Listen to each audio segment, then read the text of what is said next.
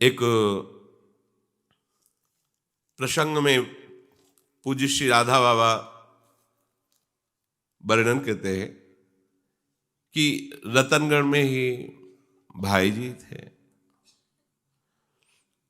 उनका ऐसा प्रभाव था कि बड़े बड़े धनी मानी भक्त ज्ञानी सन्यासी विरक्त सब भाई जी को सम्मान करते, क्योंकि जिनके हृदय में निरंतर प्रिया प्रीतम का चिंतन चल रहा है, प्रिया प्रीतम हृदय रूपी निकुंज में केली कर रहे हैं, तो आकर्षण ऐसा होता है कि सब। तो एक धनी सेठ थे।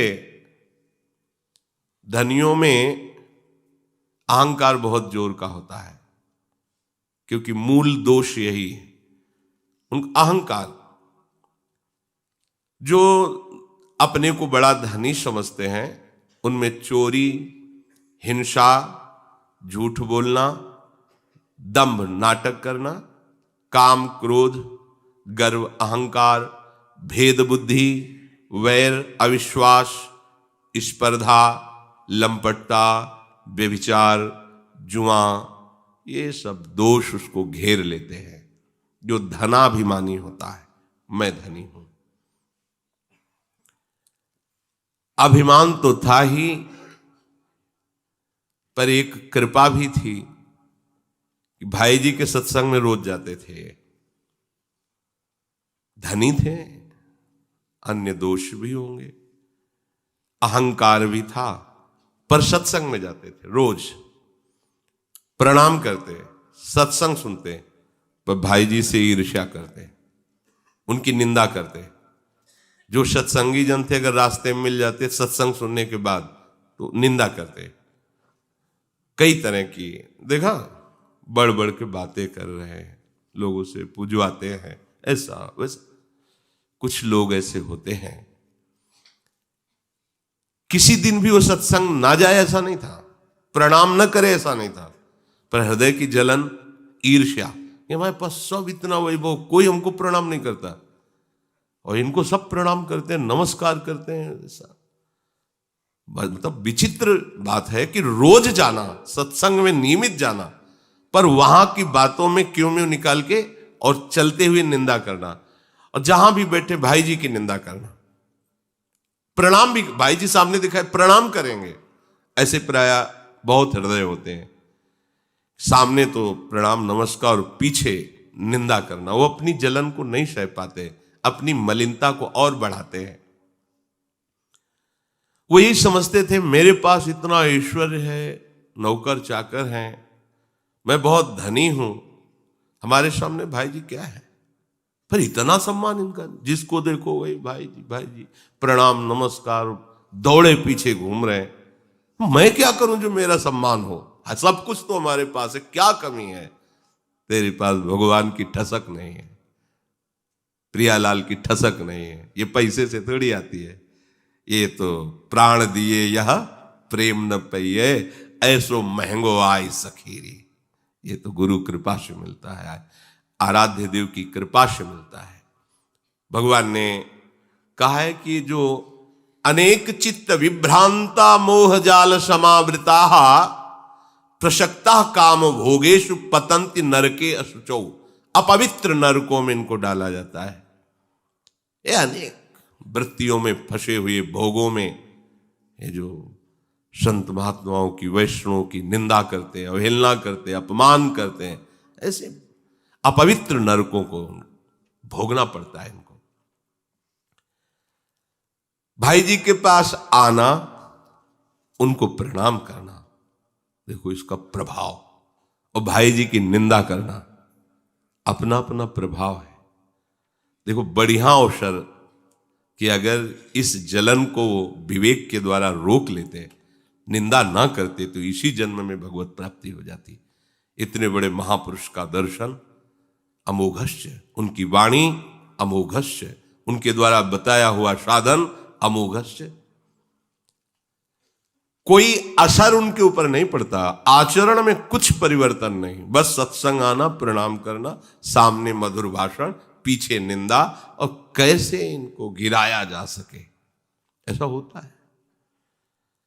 बहुत तो संतों की भागवतिक उन्नति देख करके हृदय शीतल होता। चलो कम से कम धर्म की महिमा, भगवत महिमा में लोगों की चित्तवृत्ति आकर्षित हो रही है।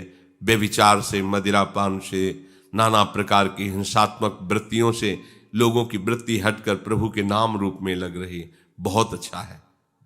कुछ को लगता है कैसे करूं कि इसकी जगह मैं हो जाऊं, या भले मैं नरक जाऊं पर इसके मुंह पे कालिक पुत जाए। ऐसा, यद्यपि उनके भी हृदय में उसके प्रति श्रेष्ठ भाव होता है, तभी आंतरिक वृत्ति उसको सह न सकने के कारण द्वेष भाव में परिवर्तित हो जाती है। वो चाहते हैं कि ये बात सत्य है, पर स्वीकार उनके अंदर न होने के कारण वो उसको नीचा दिखाना चाहते हैं। राग में ही द्वेष होता है, अगर राग न हो तो द्वेष हो ही नहीं सकता। तो उनके प्रति भी मात्र बुद्धि होती है, पर उसे अपने अंदर ना लाने के कारण वो द्वेष में और द्वेष इतना भयानक, ये ईर्ष्या द्वेष है, कुछ भी कर सकता है, कुछ भी कर सकता है, बहुत भयानक है ये। तभी का कंचन तजना सहज है, सहज तिया का नेह, मान बड़ाई ईर्ष्या दुर्लभ तजनाए।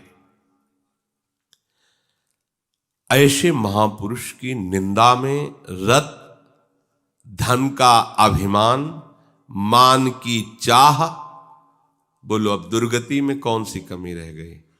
पूरी की पूरी सामग्री तैयार।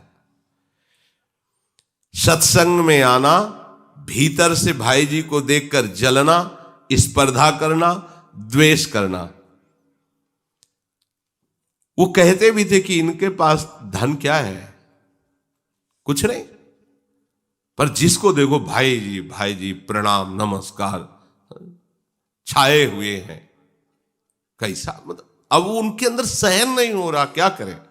अच्छा, जो भागवतिक महापुरुष होते हैं वो अपनी प्रशंसा चाहते नहीं, उनको बुरी लगती है, पर करें करावें आप सब, जने बढ़ाई दे। पैसा दे के प्रचार प्रसार करवाने से भी यश कीर्ति नहीं होती। जब आप करवाना चाहते हैं तो वो छुपना चाहता, वो छपा देते हैं, प्रकाशित कर देते हैं। इनका खेल है।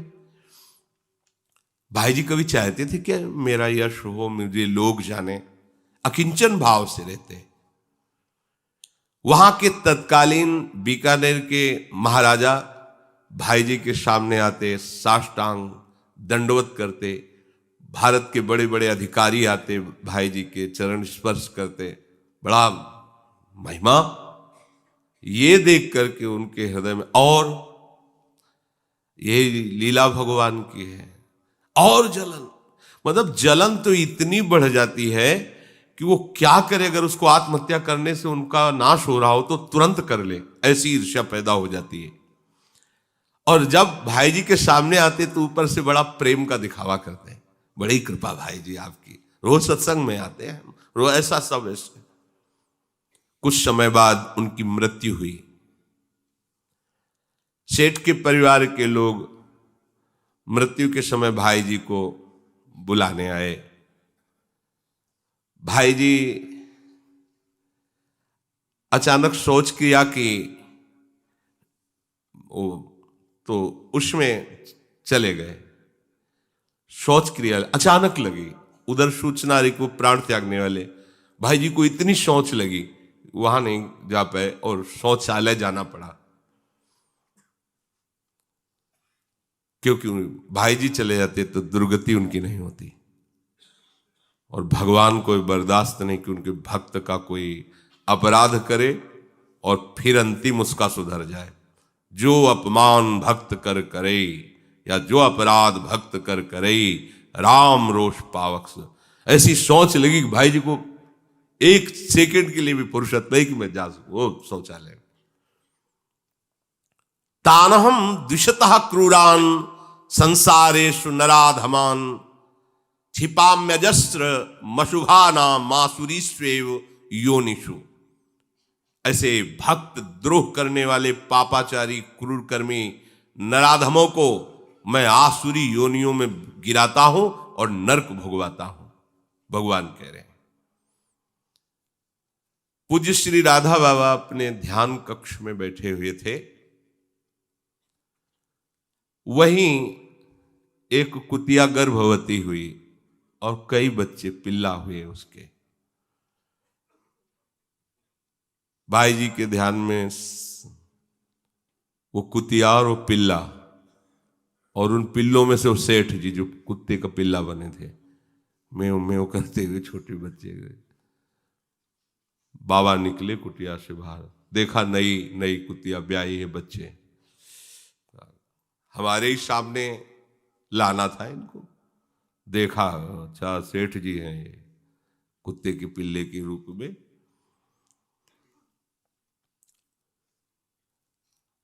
अब उपासना कक्ष में बैठते तो बार बार आता कि किसी तरह भाई जी का तो दर्शन किया है, उनके श्रीमुख के वचन सुने हैं, पर इसने निंदा की है, तो कृपालु भगवान क्षमा कर दें इसे।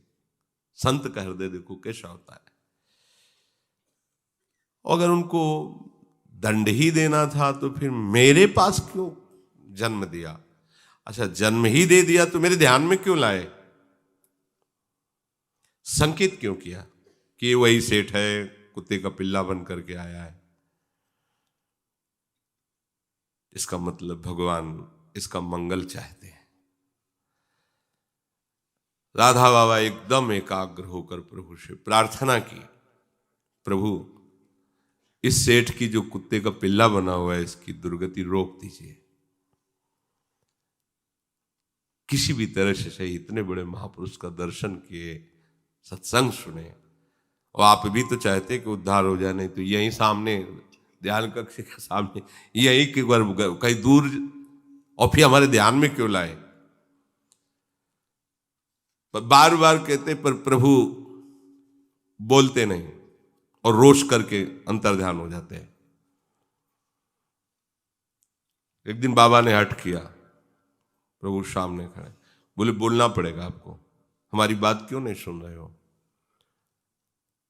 तो प्रभु ने कहा चक्रधर, चक्रधर बाबा का नाम था, मैं भक्त के हाथ बिका हुआ हूं, और मेरे समर्पित भक्त को जो अपमानित करता है, जो उसकी निंदा करता है, मैं उसे कभी क्षमा नहीं करता। जानते हो, हनुमान प्रसाद पोद्दार ने अपने हाथ में मुझे ले रखा है, प्रेम की मैं वशीभूत हूं। वो नहीं चाहेंगे ऐसा, पर मैं इसको अब क्षमा नहीं कर सकता। मेरे भक्तों से जो द्वेष करता उसको मैं कभी क्षमा नहीं करता। मैं तो पोद्दार का भक्त हूं, मैं भगवान नहीं हूं उस समय। ये देखो भगवान की महिमा। जैसे दुर्वासा जी से कहा कि ये सुदर्शन अम्बरीश के अधीन है, उन्हीं के चरण पकड़ो जा करके। भला बताओ, मेरे समर्पित निर्दोष अकारण हितैषी भक्ति की कोई निंदा करे और मैं उसका मंगल करूं, ऐसा कैसे हो सकता है? कभी क्षमा नहीं कर सकता। मेरे शरणागत भक्त मुझ सर्वरक्षा समर्थ के रहते आरक्षित कैसे हो सकते हैं, निंदा का पात्र कैसे हो सकते हैं? ये मेरे भक्त की निंदा करने वाला है, ये धनाभिमानी है, ये नरक कीड़ा बनेगा, तुच्छ है, इसको बहुत कष्ट भोगना पड़ेगा। अगर कोई मेरा अपमान करे, मेरी अर्धांगिनी लक्ष्मी का तिरस्कार करे, मैं सब सह जाऊंगा,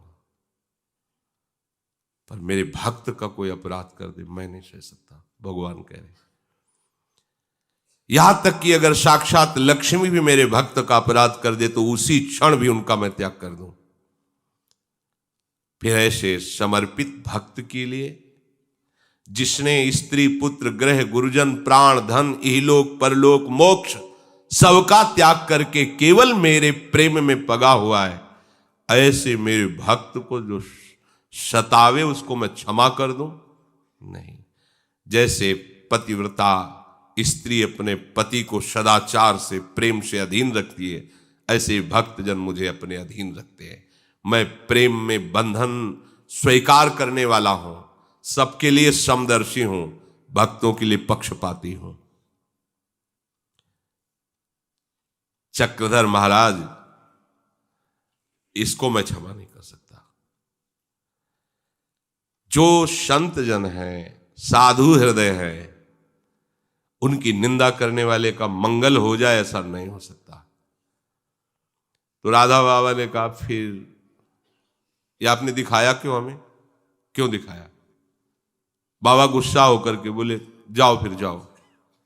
आपका जब ये सिद्धांत है तो हमारे ध्यान में क्यों लाए, सामने क्यों लाए? हमारा भी तो हृदय है जो आपसे ही पूरित है और आपसे ही प्रेरित है, ऐसा क्यों किया आपने? चुप हो गए, प्रभु भी और राधा बाबा भी। वो एक कुत्ता बने सेठ, कांपते हुए फिर बाबा के सामने कूं कूं कूं ऐसे। फिर बाबा का हृदय एकदम, फिर ये लीला भगवान की देखो। बाबा उठे, अपनी कमरिया उठाई और जाकर उस पिल्ले को उठाया और कहा, कुछ भी हो हम हर उपाय करेंगे, तेरा कल्याण हो जाए। यद्यप तेरे से भयानक अपराध हुआ है, भगवान भी नाराज हैं, पर उपाय यही है, भक्त का हठ।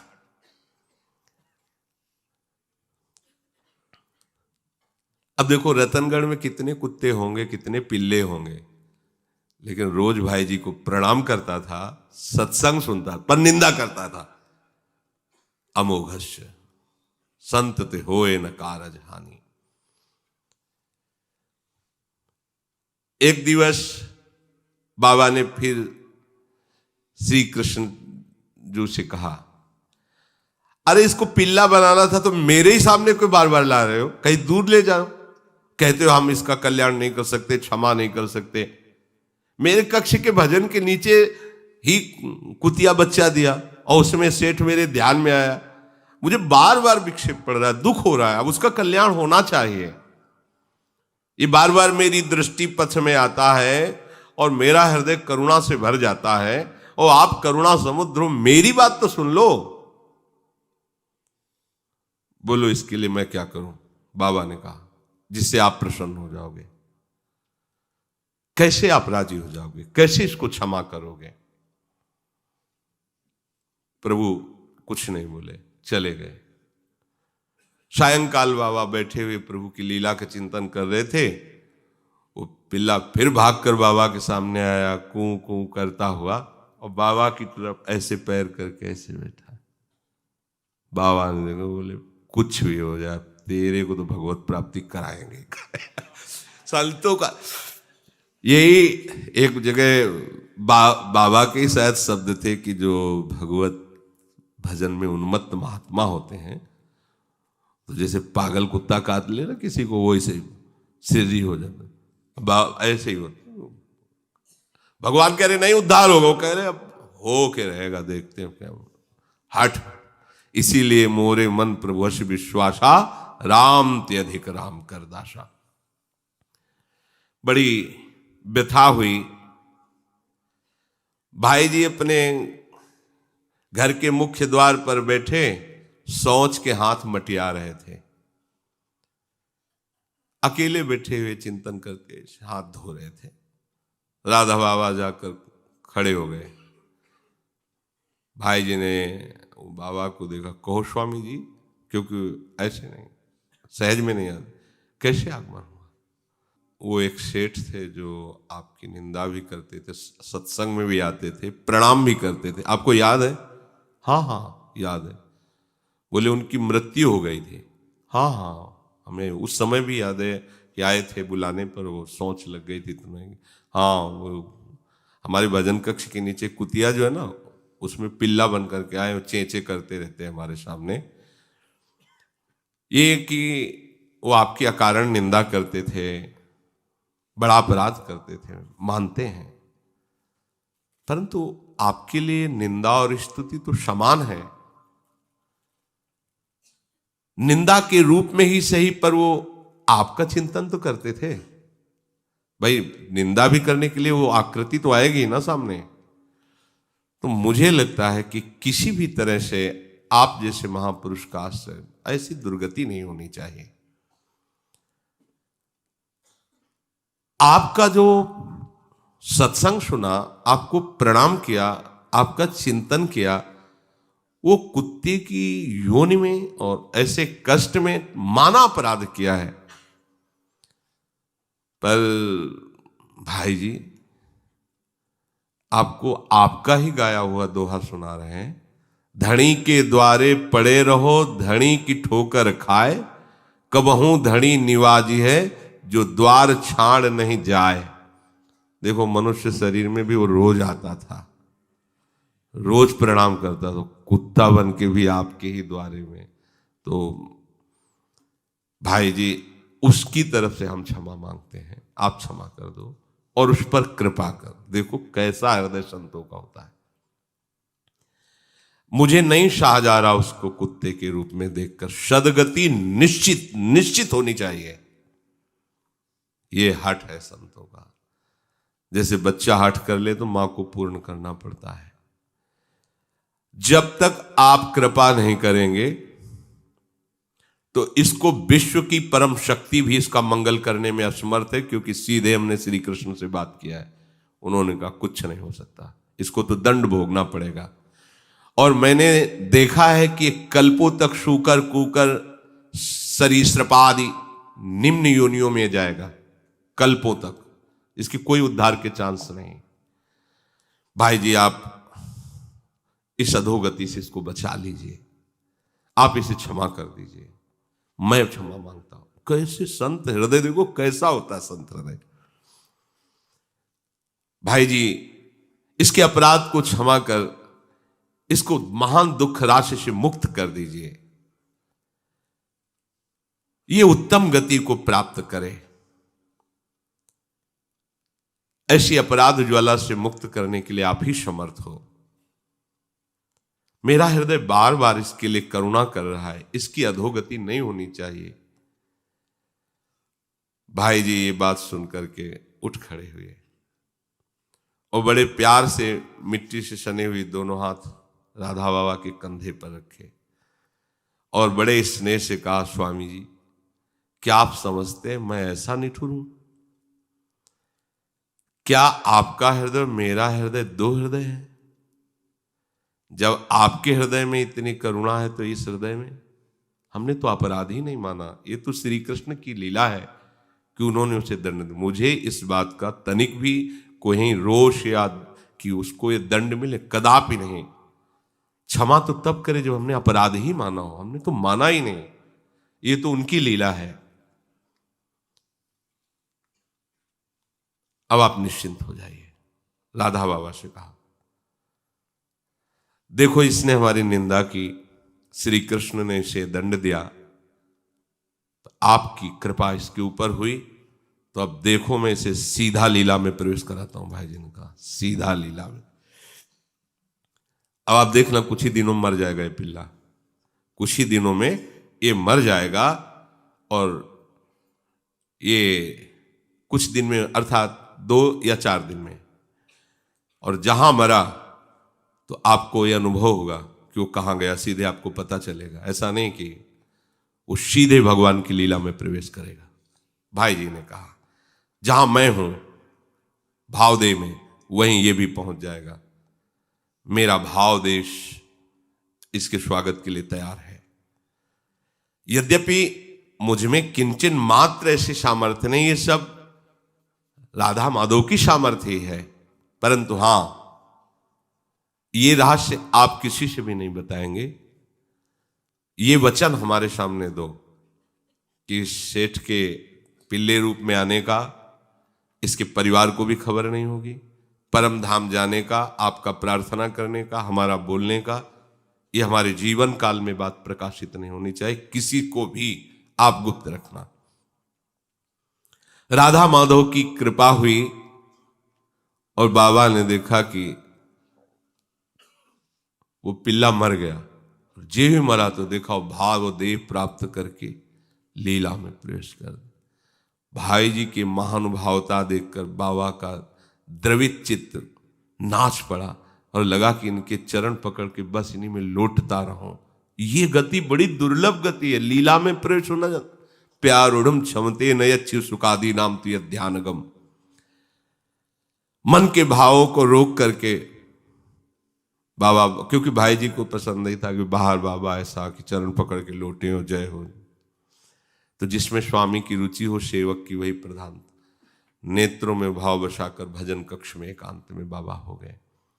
तो इस प्रसंग से पता चला, यद्यपि ये निंदनीय है, नहीं करना चाहिए, पर इससे पता चला किसी भी तरह से प्रभु से जुड़ जाना कितना बड़ा मंगल का विधान बना।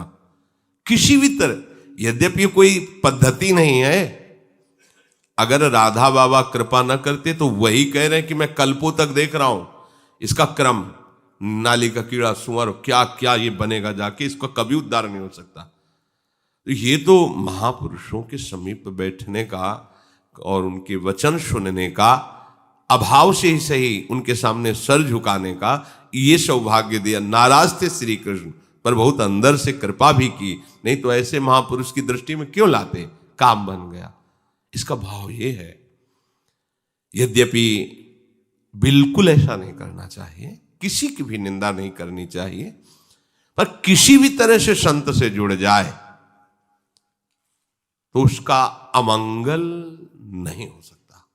किसी भी तरह से संतों का स्वभाव ही ऐसा होता है, जो महामोद करने वाला होता है, महामंगल करने वाला होता है।